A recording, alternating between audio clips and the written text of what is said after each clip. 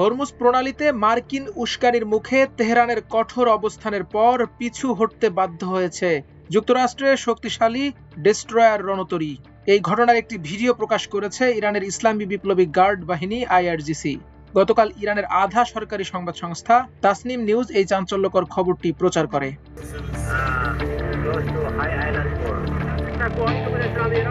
প্রকাশিত ভিডিওতে দেখা যায় হরমুজ প্রণালীর পূর্ব অংশে মার্কিন যুদ্ধজাহাজগুলো অবস্থান করছিল।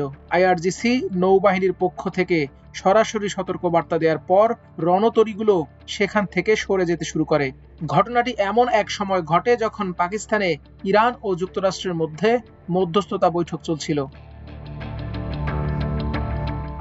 কূটনৈতিক সূত্রগুলো জানিয়েছে, মার্কিন ডেস্ট্রয়ারটি যখন দুবাইয়ের ফুজাইরা বন্দর থেকে হরমুজ প্রণালীর দিকে এগোচ্ছিল, তখন ইরানি সামরিক বাহিনী বিষয়টি তাদের ইসলামাবাদে অবস্থানরত প্রতিনিধি দলকে জানায়। এরপর পাকিস্তানের মধ্যস্থতায় ইরান মার্কিন পক্ষকে চূড়ান্ত সময়সীমা বেঁধে দেয়। তেহরান সতর্ক করে বলে, জাহাজটি যদি অগ্রসর হওয়া বন্ধ না করে তবে আগামী 30 মিনিটের মধ্যে সেটিকে লক্ষ্যবস্তু করা হবে। একই সঙ্গে এই ধরনের উস্কানি চলমান শান্তি আলোচনাকে ভেস্তে দেবে বলেও হুঁশিয়ারি দেওয়া হয়।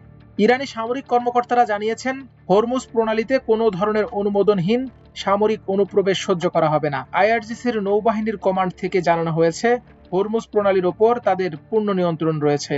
কোনো বিদেশি যুদ্ধজাহাজ অনুমতি ছাড়া এই জলসীমায় প্রবেশ করতে পারবে না। যদিও যুক্তরাষ্ট্রের সেন্ট্রাল কমান্ড সেন্টকম দাবি করেছে তারা নিয়মিত ফ্রিডম অব নেভিগেশন কার্যক্রম চালিয়ে যাচ্ছিল, তবে ইরানের পক্ষ থেকে সেই দাবি প্রত্যাখ্যান করা হয়েছে। তাসনিম নিউজের প্রতিবেদনে বলা হয়েছে, ইরানের অনড় অবস্থানের মুখে সংঘর্ষ এড়াতে মার্কিন বাহিনী পিছু হটতে বাধ্য হয়। বিশ্বের মোট খনিজ তেলের একটি বড় অংশ এই হরমুজ প্রণালী দিয়ে পরিবাহিত হয়।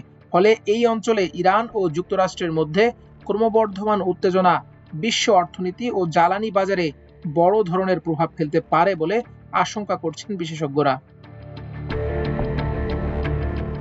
এর আগে মার্কিন প্রেসিডেন্ট ডোনাল্ড ট্রাম্প অত্যন্ত কঠোর ভাষায় ইরানকে হুঁশিয়ারি দিয়ে জানান, পারস্য উপসাগরের প্রবেশদ্বার হরমুজ প্রণালীতে চলাচলকারী সমস্ত জাহাজ অবরুদ্ধ করার প্রক্রিয়া শুরু করেছে মার্কিন বাহিনী।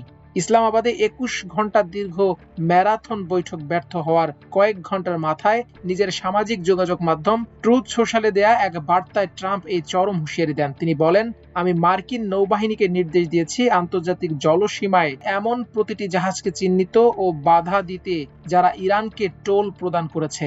যারা অবৈধভাবে ইরানকে টোল দেবে তাদের সমুদ্র পথে কোনো নিরাপত্তা দেওয়া হবে না। এদিকে ইরান সরকার সাফ জানিয়ে দিয়েছে, এই জলপথ দিয়ে জাহাজ চলাচল করতে হলে এখন থেকে দিতে হবে নির্দিষ্ট টোল, আর সেই অর্থ পরিশোধ করতে হবে ইরানি মুদ্রায়। ইরানের পার্লামেন্টের ডেপুটি স্পিকার হাজি বাবাই দেশটির মেহের নিউজ এজেন্সিকে দেয়া এক সাক্ষাৎকারে এই কঠোর ঘোষণা দেন। মাল্টিমিডিয়া ডেস্ক, আমার দেশ।